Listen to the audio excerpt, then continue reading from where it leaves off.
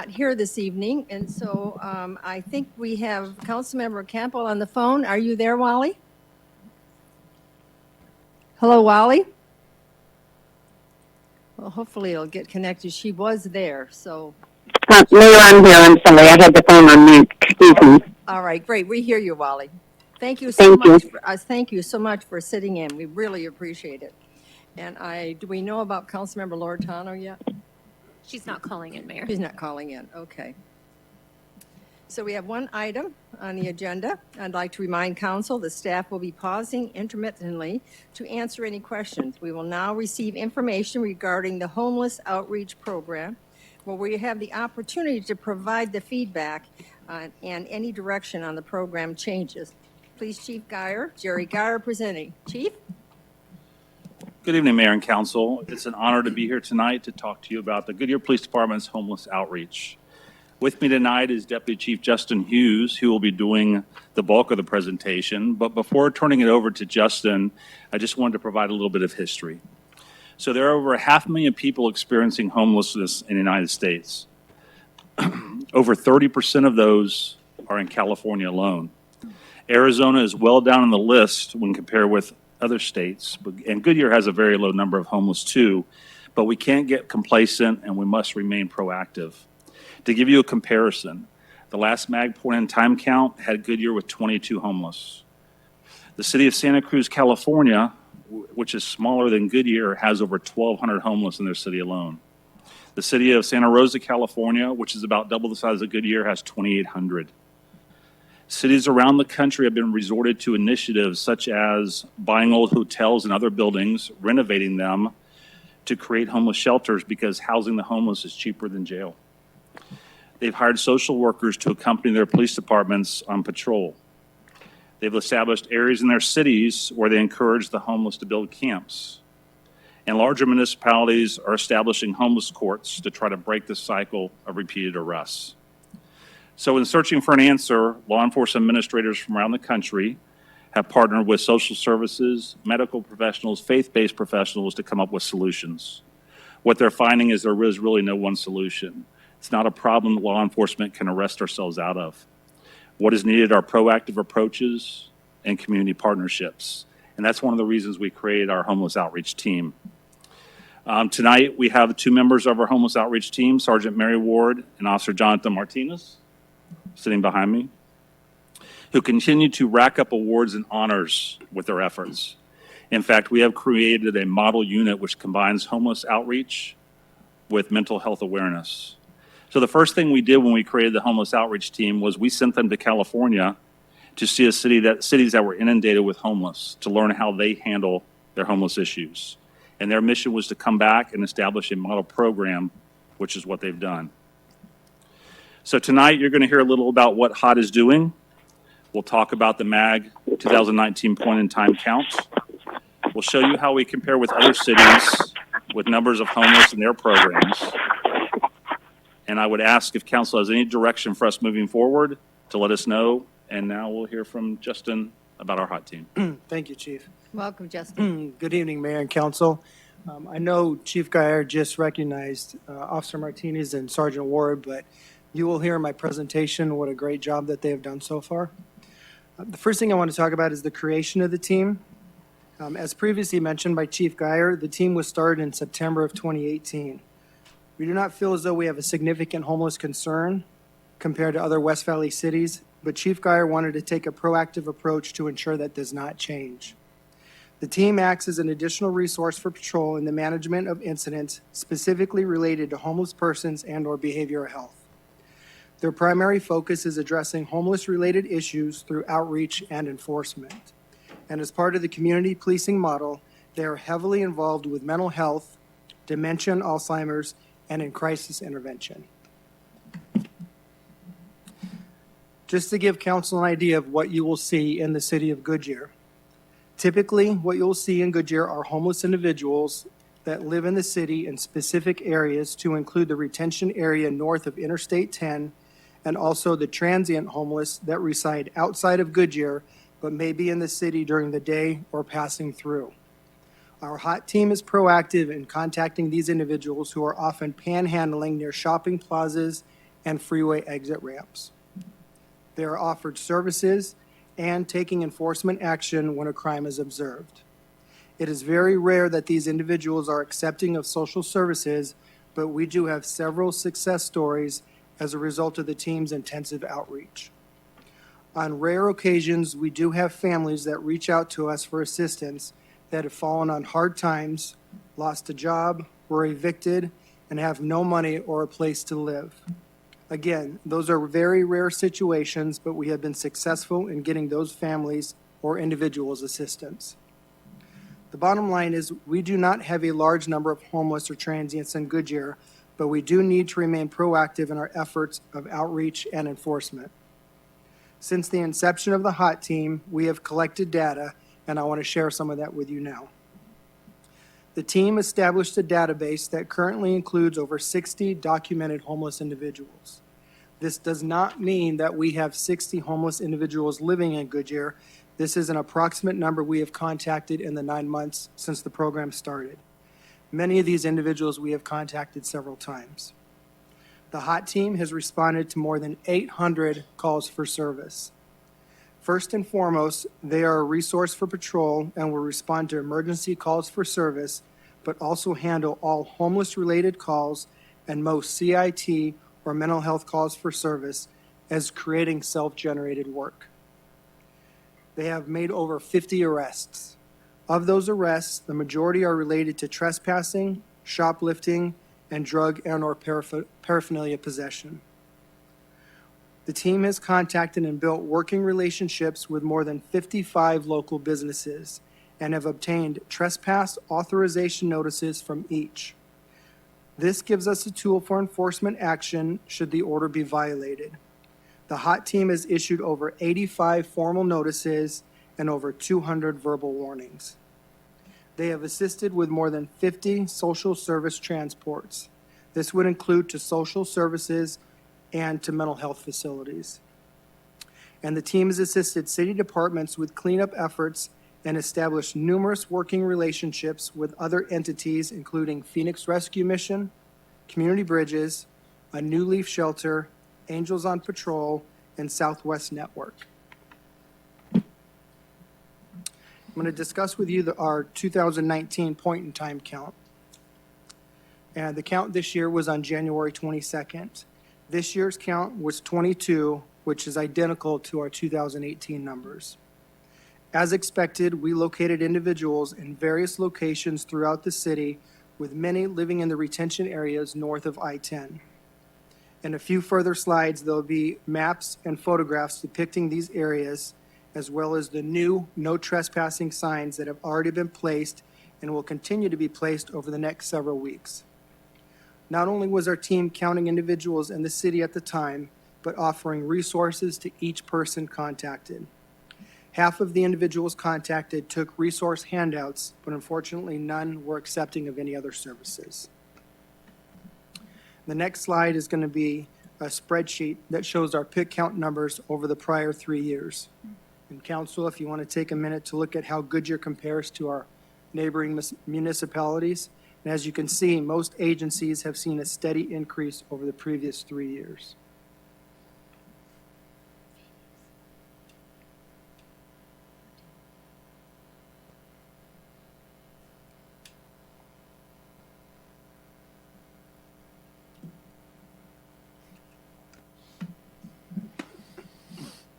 I'm going to highlight a few of the major areas that we located individuals during our count. So the photo on the left, the highlighted areas that are circled, and I know it's kind of hard to see on the screen, but these are the areas where we did locate either homeless individuals or where we did locate camps. The photo on the left is going to be the Lowe's Plaza at the southwest corner of Dysart and McDowell. And if you can look at that picture, the top right corner is going to be the Panda Express, and the circled items on the bottom are going to be the JCPenney, JCPenney, Lowe's, and the AT&T store. And if you look at the photo on the right, that's going to be the bridge at Bullard and McDowell. At the time of the pit count, there were a few people living under that bridge, but they have since moved out of the city. And there will be a photo in a later slide to show what the camp looked like when it was occupied and when they left. The top left photo is going to be the retention area north of I-10 that extends from Litchfield west to about Bullard. This area tends to have our highest population of homeless. If you look to the far right, next to where the two circled areas are, that's going to be the Denny's and Wendy's restaurants. 16 of the 22 individuals in our pick count were located in this specific area alone. The top right photo on this slide is going to be the area just south of Abrazo Hospital, and the bottom photo is going to be the area just west of the Park and Ride. Most of these areas were unattended or abandoned camps. We just wanted to highlight those areas for you. As I previously mentioned, at the time of the pick count, we did have a group living under the bridge at McDowell and Bullard. Our HOT team was very proactive in contacting these individuals, offering services. They were not receptive of services, but have since moved on. And as you can see on the the photo on the left and in the middle, that's what the camp looked like when they were there. Prior to leaving, they cleaned it up, and that's what it looks like right now, the photo on the right. I mentioned earlier trespassing signs. Our HOT team worked with legal and public works to address our concern with the retention areas, and on Wednesday, June 26th, 15 of these signs were installed behind McLean Trucking and the Best Buy Plaza in the retention area north of I-10 and west of Litchfield. These signs will also be erected very shortly in the retention area south of Abrazo Hospital and west of the parking ride. In total, approximately 85 signs will be posted, essentially covering the retention area from Dysart to Bullard. Enforcement action will be taken against those that violate the order, and without a doubt, this will greatly decrease our area of biggest concern. Once we started our HOT team, we wanted to take a look at what our neighboring agencies are doing in comparison. And without a doubt, Phoenix Rescue Mission has been a great resource for us in our neighboring cities. They currently come to Goodyear to provide outreach services with our HOT team every Thursday, and also are out doing their own outreach. And as you can see on this chart, most of the West Valley agencies utilize them as well. All of the West Valley agencies have been proactive with sign placement, specifically the no trespassing signs, and also including that is encouraging businesses to post signs which allow us the ability to enforce trespassing. And again, we have already begun the retention area project with sign placement. Most of the West Valley agencies have some type of homeless outreach or enforcement program, and our team has established working relationships with most of them. The trespass letter program, as previously mentioned, our HOT team has contacted more than 55 businesses and have obtained letter of authorization to trespass from all of them. In the last two slides I will talk about in more detail are the repeat offender court program in Peoria and the jobs program in Glendale, both of whom have significantly higher homeless populations, justifying the needs. And as I stated, I will discuss both of these individually in the next couple slides. First, I'd like to touch on the repeat offender court program. Jason, let me just stop. I'm sorry. Let me stop a moment and ask if there's any questions so far. No questions on that? All right, go ahead. Okay. Thank you, Justin. First, I'd like to touch on the repeat offender court program. Like any program, there are opportunities and challenges that present themselves. The repeat offender program is not designed just to address homeless and/or transient offenders, but for any repeat misdemeanor offender. Typically, our repeat offenders are committing nuisance-type crimes such as trespassing, littering, theft, and shoplifting. The ultimate goal is to correct the criminal behavior through placement, shelter, and/or treatment for these individuals as opposed to incarceration. The challenges that we see in initiating a program like this would be the severe impact on personnel and resources would be significant. Our HOT team would need to be actively involved in the program, thus reducing their time in the field. The program would require significant collaboration between the police department and court, and we would be required to find an entity to provide social and case management services. For the homeless and or transient individuals accepted into this program, there would be significant case management to ensure program compliance and court appearances. We cannot say for certain what the cost would be to implement this type of program, but by using the city of Peoria as an example, they employ 2 additional resources through Phoenix Rescue Mission for social services and case management, as well as 2 additional detectives within the police department. Now I'd like to touch on the Glendale Jobs Program and again discuss opportunities and challenges. You may have heard of Glendale Works, and just to give you an idea of what it is, Glendale has a contract with Phoenix Rescue Mission. The contract includes a Phoenix Rescue Mission employee who supervises and oversees the program with a City of Glendale employee. They employ an average of 8 to 10 individuals a day for 5 hours that are picked up in a City of Glendale van, taken to various locations for landscaping and cleanup services.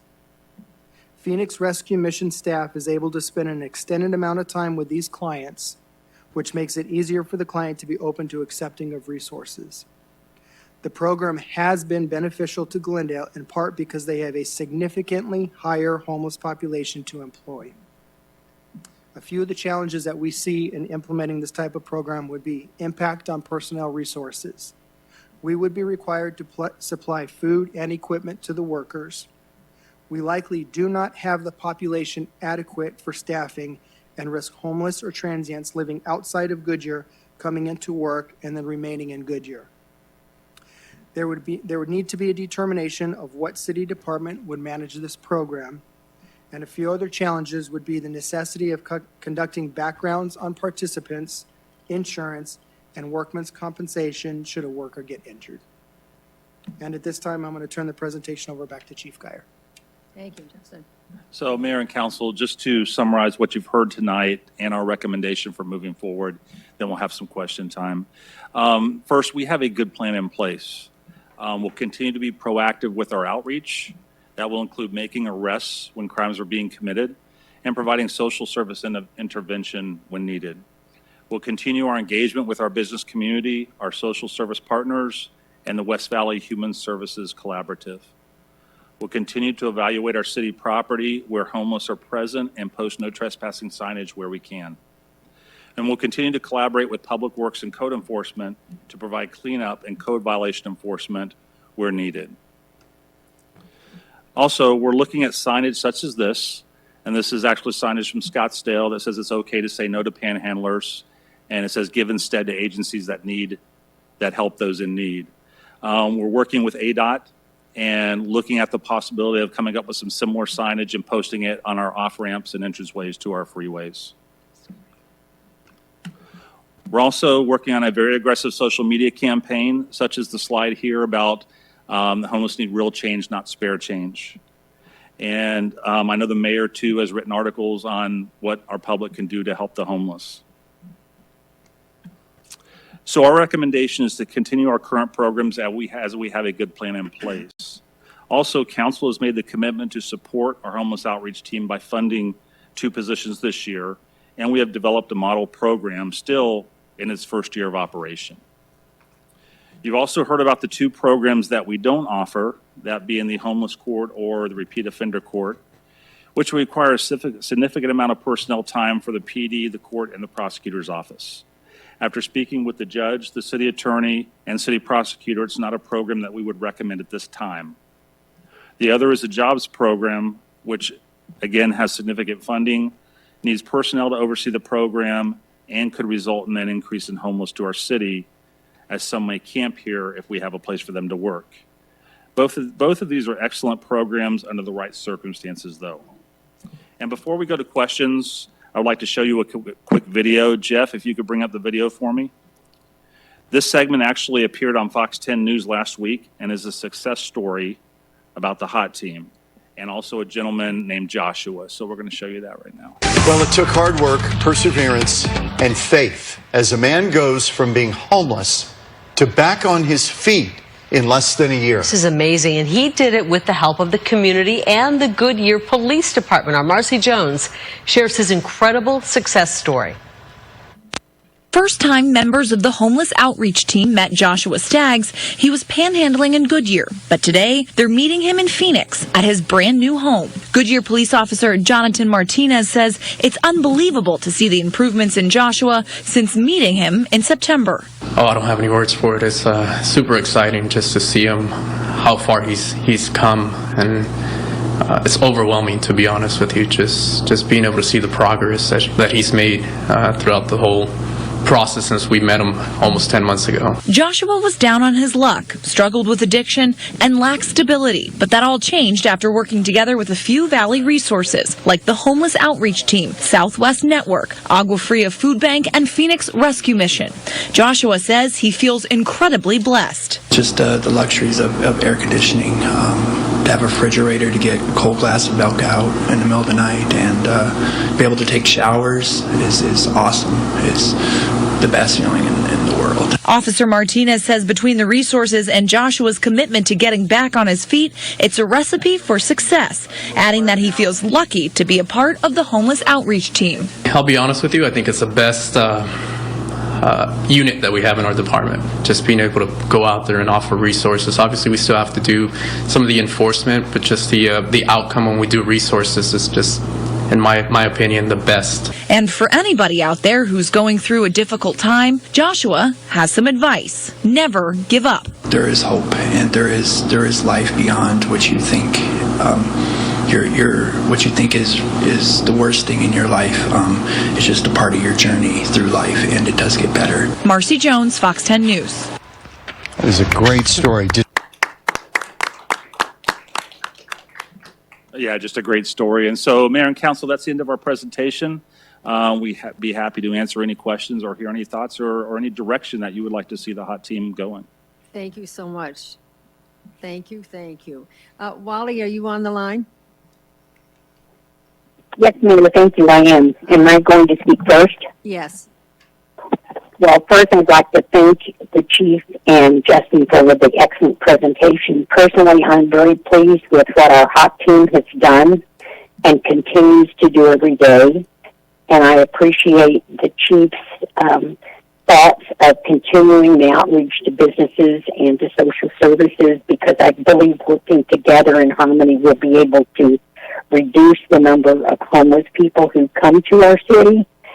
And I would also agree with all of his recommendations. We're not quite a year old with this team, and we may have a different thought in another year, but I just think they're doing a wonderful job, and I'm very proud of what they do, and I support their efforts, and I support our mayor's efforts in trying to help the homeless.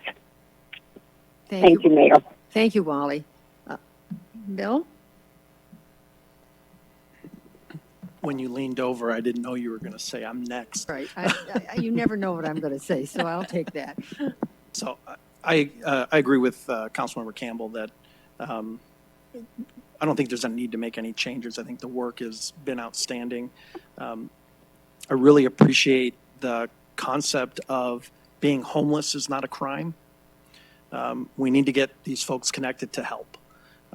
And it's when they choose not to and then they commit that crime that we've got to hold them accountable. But the act of being homeless is not the crime. And I appreciate that compassionate approach to the problem.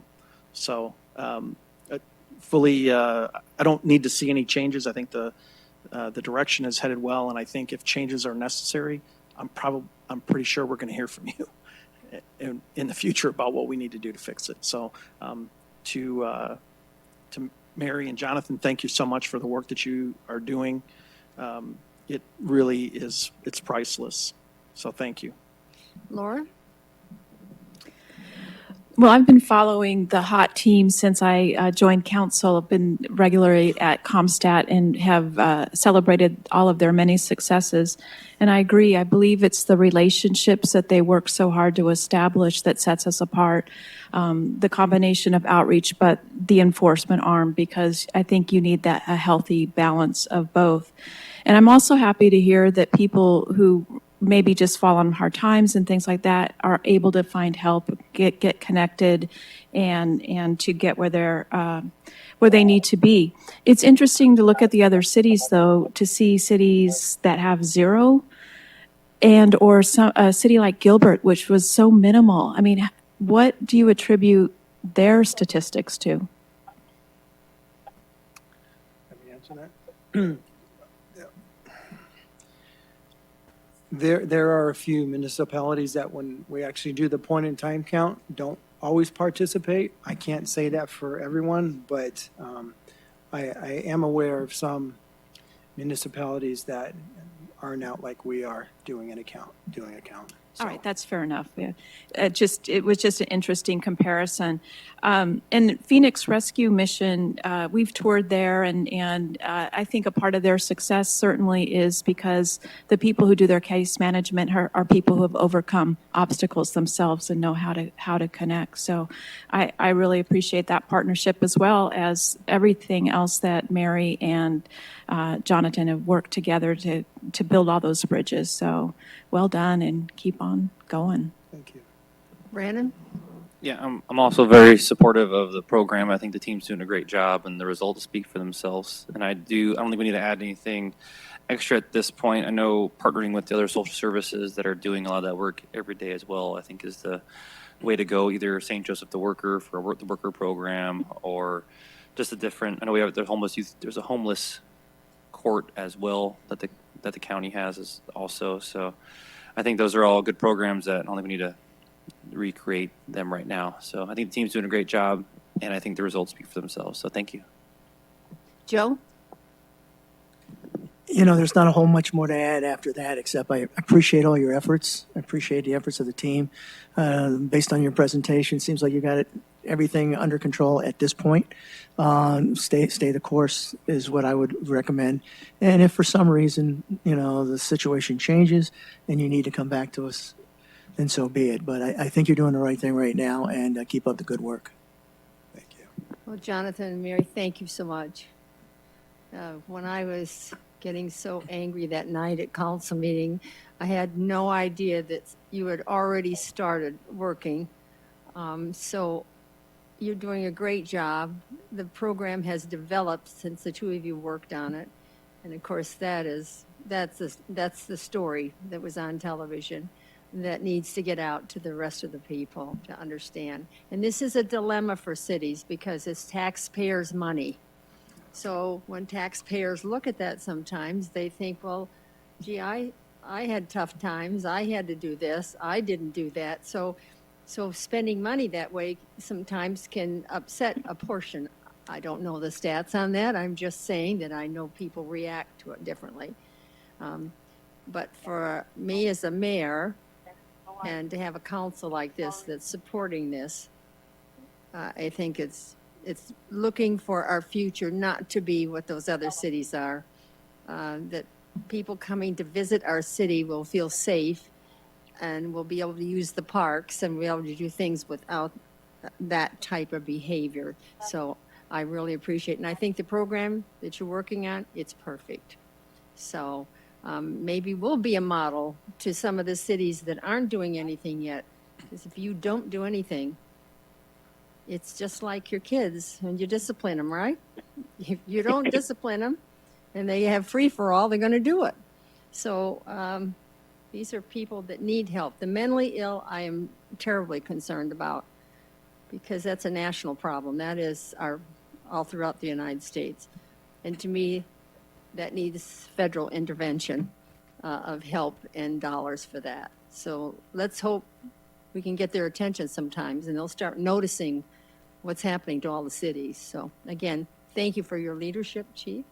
Justin, thank you for the briefing. I appreciate it. You're very welcome. All right, thank you very much. A round of applause for this.